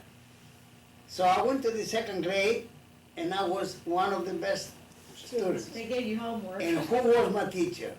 A priest. No. Mine too. A priest was my teacher then. Yes. In the second grade, I was writing letters to my daddy, to my mother, because my mother, she didn't know how to write. And I was writing letters in the second grade. Is anybody else going to speak now? Yeah, what do you remember, Olga? I remember never been, as you say, prejudiced. Prejudice? Prejudice in Greece. You know, myself, for us, I'm American Icon. I was gonna ask you about that. We were supposed to be rich. Yeah. It don't matter if it was war and we did not get a letter, not even a letter from our father, not money, for about 6, 7 years. We're still American Icon. I remember in the movie Alenia, Yes, they American showed that, Icon, a little bit rich. of that. So that was prevalent then? Did a lot of people feel that way Like toward? one time I asked a lady to give me an apple. She had a donkey full of apples, 2 sacks full, was my neighbor. As a matter of fact, I was thinking about it when I was coming over here. And I asked her to give me an apple. And she said, hey, she's American Icon, Felix Miller. In other words, you said in English. She said, hey, you're an American girl, you don't need an apple. I've never been to America, my daddy was here. And during the war, we didn't have nothing to eat. Well, I paid her back. She came to get some water, I didn't let her have water. Before the war, we had a good life, and then things started bad. Can somebody tell us why it hit Everything so hard? Why was this particular area hit so hard? I mean, The ground was born there. But it was all over. Now, as far as the Why was Everything hit as hard as it was during that period of time? I think all of Greece was. Because the hills were hidden in the mountains, so the Germans can't control it. it was all over Greece, all the areas. Not as bad as it is. What happened, you know, the headquarters of the underground was born in Everything, because we up in the mountains. You know, way Lots from of the hiding places. hiding places. That's what the ground was. In 1943, the Germans came down and they told us like this: if you don't quit messing around with this underground, you're going to be destroyed. 1943 in November, I remember that. Right. November. They came here down very little damage, so to teach us a little lesson. They didn't do anything. Then the following year, August 14, 1944, they came. August the 14. They came down and we 1944. took into the mountains. We knew it was coming, and they stopped burning from one end to the other.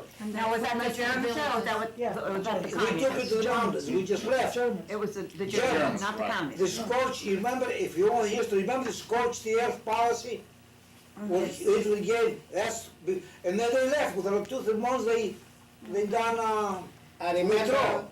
on Easter, 1941, they said they will bomb, and then all those cabanas, how you say, the bells of the church's bells, and we left without going. Nobody was going to church on Easter, and we left all night long.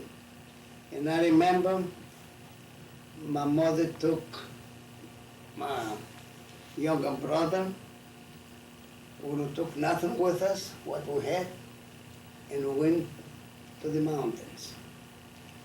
They did not bomb the town. In 1943, we done the same thing. But in 1944, when they come in and destroyed everything, we come back, we did not find nothing. It's amazing. So your homes were My gone, all mother your had- possessions were gone, you didn't have anything, you had to start from Yeah. the beginning. My mother had Okay. 3 children and her mother-in-law, and she had nothing. No grocery stores, no money, nothing. I remember we slept 13 in one room. Ellen, 13 people in one room. Where do you go to find food like, where do you start?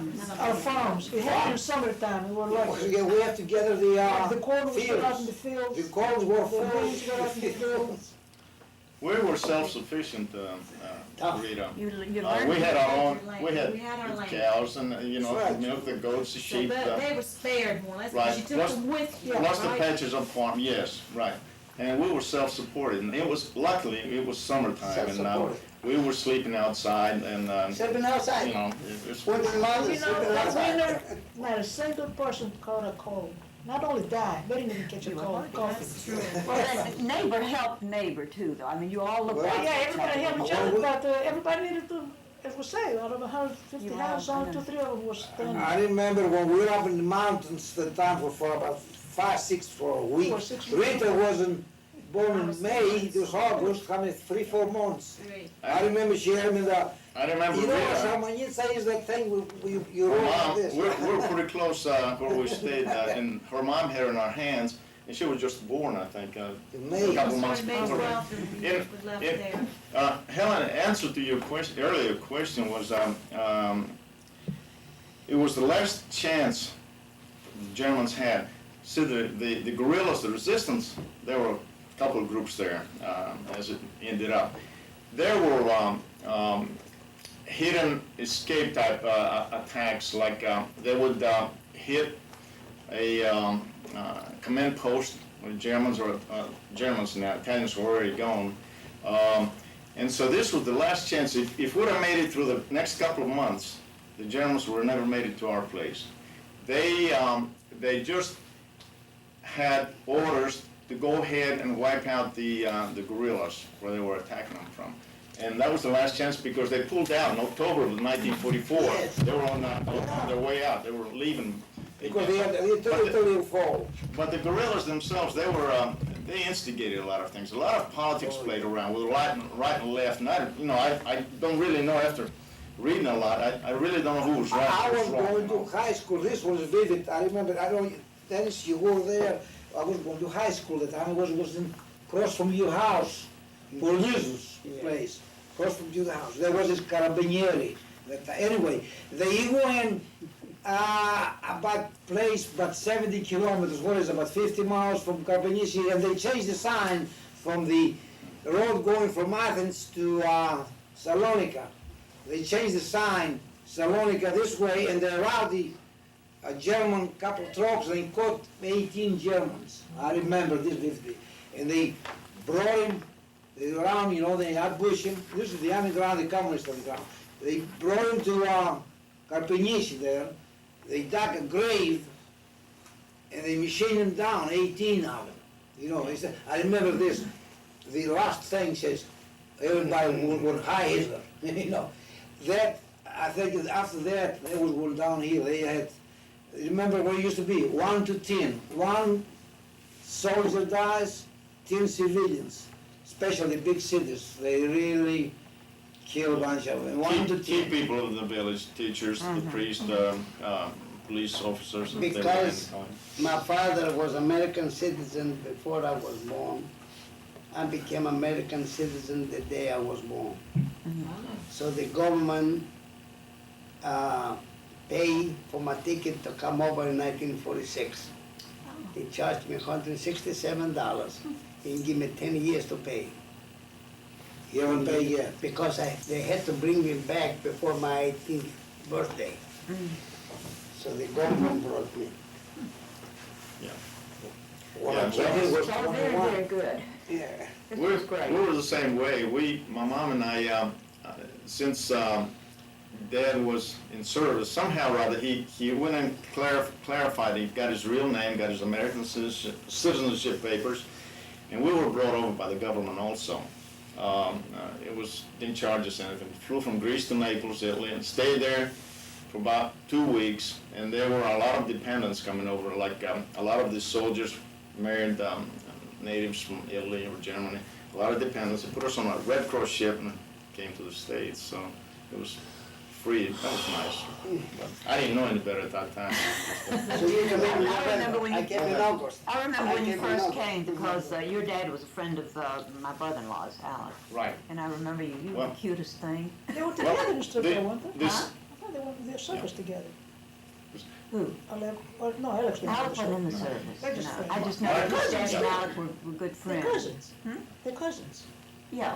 As a matter of fact, my dad said the first time he came to Winston, he came from, he was working in Reidsville. He came to the Gallows House. It was, I think he said that it The was Gallus or the Athanas? the Gallows House here in Winston. Oh, okay. He said that, I think it was Jordan was graduating from my high school, and at a party.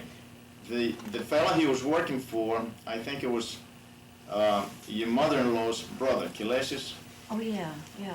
So he was working for him, so that was Yeah, the first from time. Reidsville. Reidsville, right. Yeah. Yes, And he also, they would come once in a while at the church on Liberty Street. That was that time. the biggest satisfaction I had when I came here And I came to Winston-Salem the 31st of December, 1946, New Year's Eve. And then the next day I went to the church, and when I saw the church, and I was so pleased, because I used to go to church in Greece. And then on Sunday was the 5th of January, and I remember Xenophon told me, he says, they don't have no psalter here. You have to go up there and sing. He says, I have to do that in America now. You were doing that in Greece? I was doing that in Greece, yes. Chanters. Were y'all surprised? And that's how I started, the 5th of January, 1947. Were you surprised by what you found here as far as a Greek community? I was Were you surprised, and I was so surprised? pleased. Did it make you feel like you were at home? Oh, yes. You know, he never stopped since then.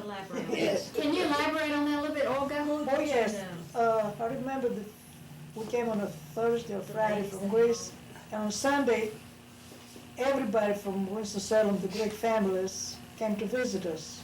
The Gallants, the Hunters, the Gallos, your mother-in-law and father-in-law. And because my father was really in the church, in the community. And He was a they hard came worker. to visit us. And it impressed us, made us feel welcome, because we come to a country where in another language, and we found a lot of Greeks here. Really pleased us. We came to the church, became members, of course. My father was already a member, supportive of the community, and he always was liked. They always tell us how good the Greeks were treating him here, because, like he said, they never let him eat alone on Christmas or New Year's or Easter. They always had him in their home, feeding him. It's not like he didn't have money to buy the food, but the company. It made us happy that our daddy was among the Greeks and friends. He didn't miss a lot of it. Even if we did in Greece, we didn't have lamb and souvlaki and everything you had here. Because I remember the last Christmas in Greece, we didn't have much to eat that year. We didn't have a pig like we had the other years. And the first year I was here at Christmas, I went to the parade downtown. I thought that was the most beautiful thing I ever saw in my life. And I still remember it. You know, come from Greece, not seeing nothing, just mountains and rocks and trees. And come here, seen a beautiful parade, see Santa Claus. Daddy took me shopping, buying something for Christmas. That was a wonderful feeling. Because I never went shopping before. I didn't know what shopping meant. Because we didn't have nothing to buy. And no place to buy because it was during the war. Now it's not like that. But when people tell me you want to go back to Greece, I say no, because if Greece was good, we'd stay there. We wouldn't come here. There's even that anytime a Greek would come by Dad's restaurant, it felt like you didn't know him, but he was, a real Greek. But the Americans also, real friendly. For us, we were living in Thomasville, and we were the only family there. And treated us real nice, and it was Christmas time. The neighbors brought over some gifts and what have you for me, of course, the kid there. And it was something I didn't expect. And they brought a fruitcake over, I recall, and I couldn't eat the fruitcake. I ate some of the cherries, the nuts on it. But it was time for me to go to school, so my dad got a hold of somebody. That's an experience. And so the superintendent of the city schools came by and picked us up in the car and took us to this elementary school that we were supposed to go. So here I was. I knew a couple of words, not too many. I was tutored by John Carajalios, who lived in the same house, and he was tutoring me, and knew a few words. Anyways, so here it was right after Christmas, went to school. Walked in, the principal welcomed me, and the superintendent handed me over there with my dad, and we went up to the classroom. And my dad left there, and left me inside, and he came back to say something. Oh, he said, leave some money for lunch, so I gave her something there. And she said, by the way, what's his name? And that's how I got the name Manuel. He says, Manuel. He just said Manuel and left. I didn't even know. You didn't speak the language. My given name is Cleomenius. But in the old country, they call me Manu. The only one that called me Cleomenes was a synonomatus of mine, another Cleomenes in Clapsea, and Manuna. They were the only people who called me Cleomenes. Everybody else would say Manu. So she wrote it down, that was my name. So later on I was Americanized in the citizenship. Were you speaking using any name. English then? No.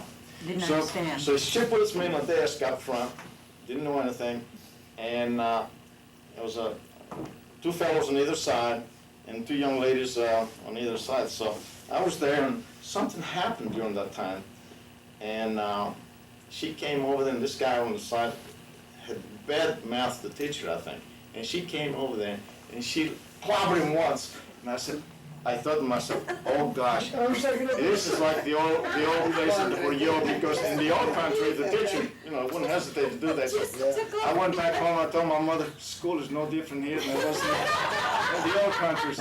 They do the same thing. That was the first and last time that teacher would stay with me half an hour. Didn't ask her anything, stay with me. She'd come and sit next to me. She's an elderly lady, and really appreciate that, and she would teach me, how to pronounce the words and what they meant and everything. She would help me out, and then she would test me on math. And now math would supposedly I finished the 6th grade in the old country, and I was placed in the 7th grade here. Math I had no problem because I was more advanced in math than I was here. She put some things up there. She put some fractions, so no problem. Everything's a problem. No problem. She looked at it and she said, wow, it's just, she kept going up there, and then the spelling was the problem, and the English phrases and what have you. She spent about 2 or 3 months with me there. I was just one semester with her, just tutored me all the My first experience is kind of a very funny and tragic too. My first experience is when I first arrived by myself by plane in New York. I didn't have no Greeks, it was Italian line. Anyway, I took the bus from the LaGuardia airport and going to New York. I had an envelope with the address of Faros, the agency. You remember? Were you alone? Alone, not in the world of English. I go into, I catch a cab. I knew what taxi is, I get in, I tell the man, taxi driver like this, I couldn't speak. So he put me in half a block, he was a good guy. Half a block, he got me out. Oh. There you go. So, They wouldn't do that today. so I say, he says, he told me, says, this man doesn't speak road, he's deaf and dumb. Yeah, that's what the taxi driver told you. When I asked the guy, anybody speak Greek here? He said, yes, we speak anything you want. Anyway, he says, my wife is deaf and dumb because I could speak any English anyway. So they put me in train. The guy at times said, give me schedule. There was no planes them days to, like now. There was no, what do you call it, the Airports. and so he says, well, you cannot get a coach. It was during the Easter time, no coach. You have to change your train constantly. So you want to go to Washington this time, put it down. And he says, when you get to Washington, you go afternoon. He says, make sure you get the southbound train to Greensboro. Now, I knew how to read Greensboro because I took the Latin alphabet in school, so I knew all that I can make Greensboro. I used to make the address, address for my mother, just look and copy, So I looked Greensboro. I had a little bag, my hands. I tried to see what is Greensboro, in the station. As I looked, I never know where escalator was before. I never seen an escalator. So I saw some steps in front of me, and because the southbound was in the lower deck, I put my foot on the escalator. I thought it was stationary.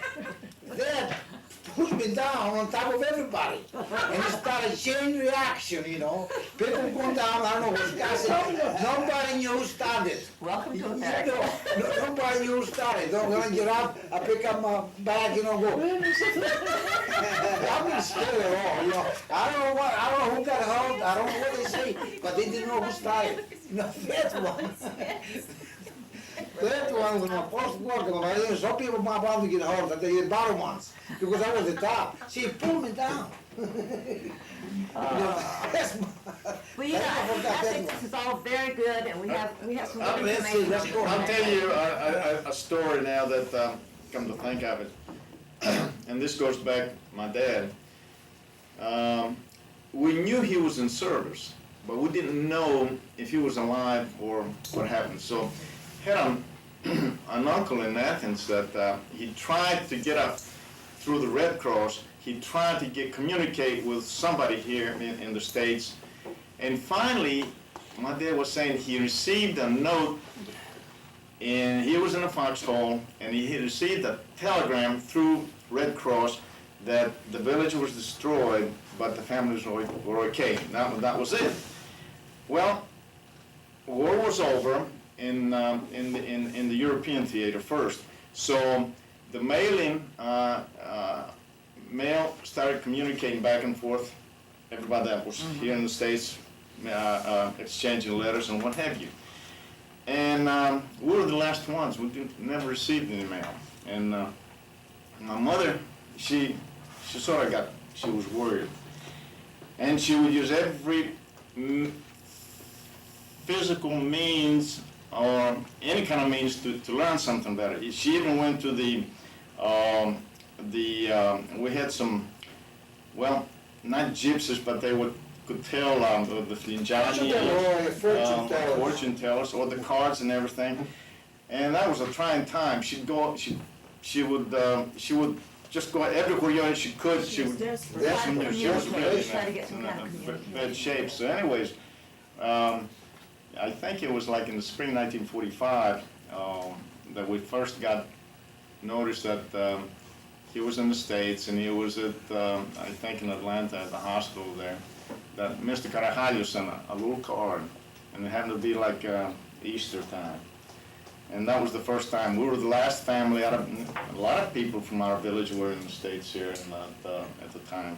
And that was the first time, but I remember my mother just running around trying to find a solution to the thing. Just that she was sure that something happened to him, so. When we left, we went to the mountains. We knew the Germans were coming there for the last time.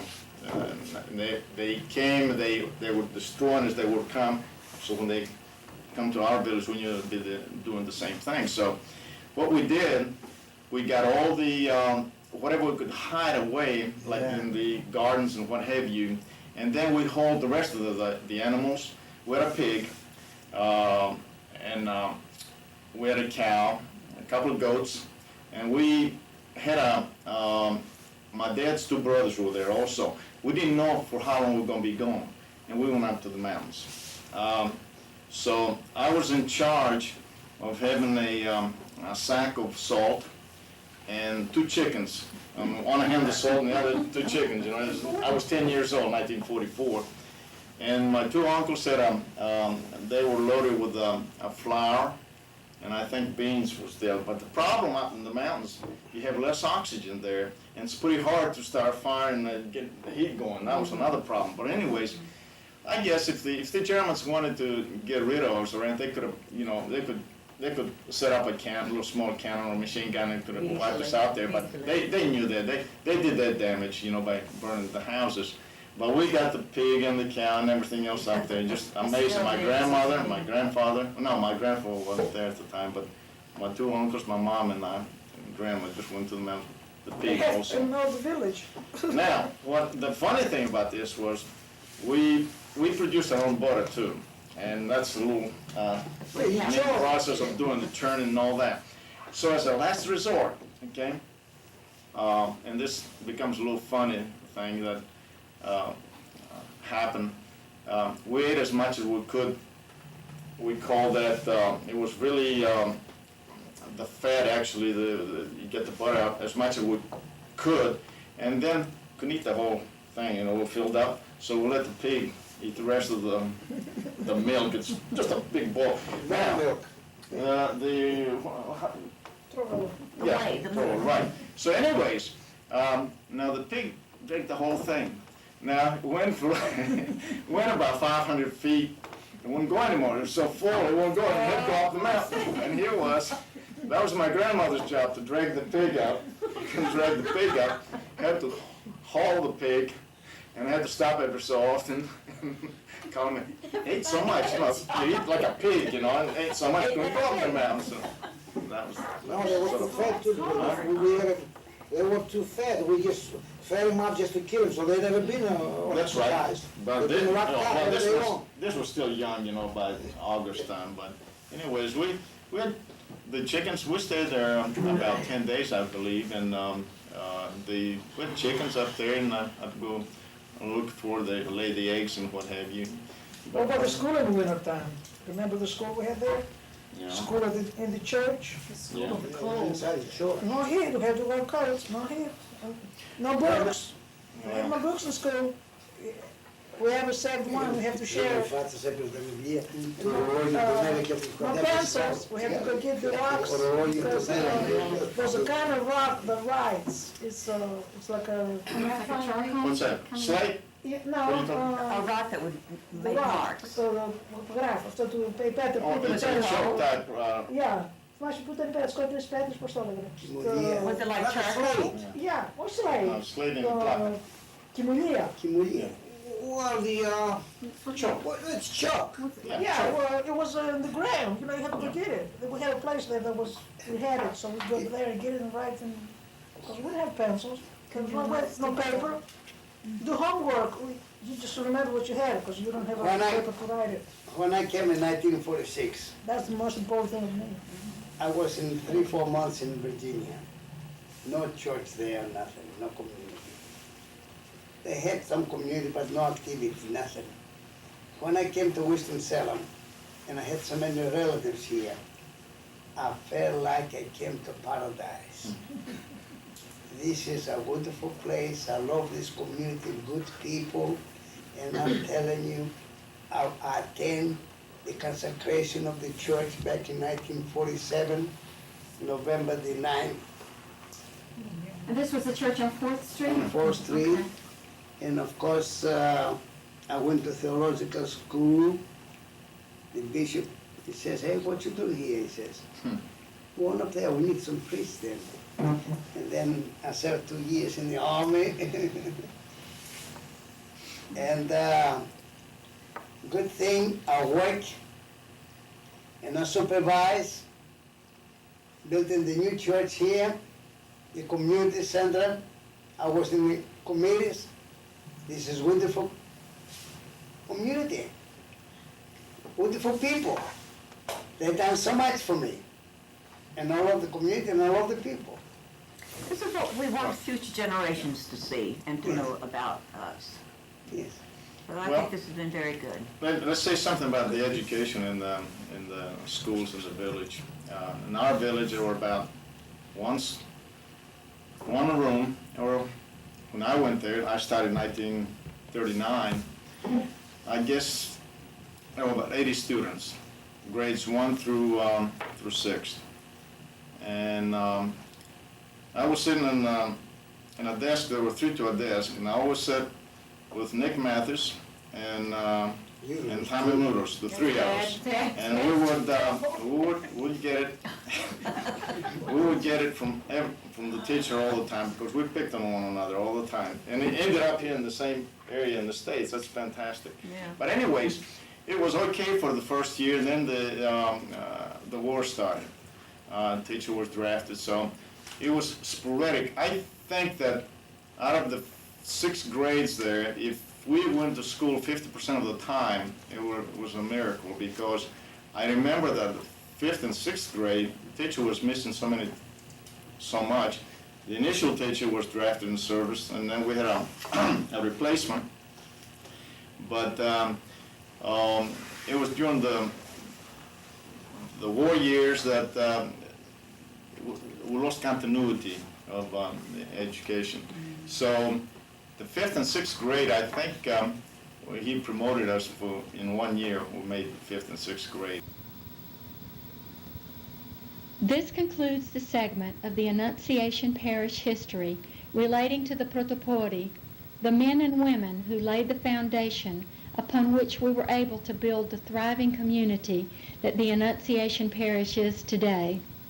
We are eternally grateful for the sacrifices that they and their families made on our behalf.